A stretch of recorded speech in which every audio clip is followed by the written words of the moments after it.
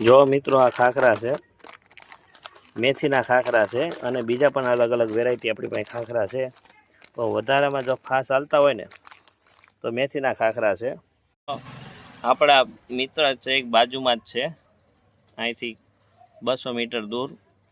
તો એને ઘરે ગૃહ ઉદ્યોગ ચલાવે છે મેથીના ખાખરાનો.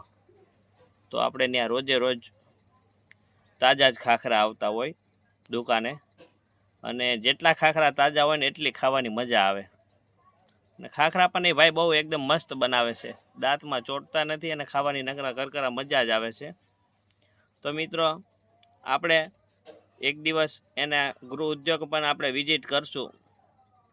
તમને એ પણ લાઈવ બતાવીશ કે કઈ રીતે ખાખરા બને છે અને કેટલું એ ભાઈનું કારખાનું છે ઘરે ગૃહ ઉદ્યોગમાં, અને કેટલા માણસો કામ કરે છે ને.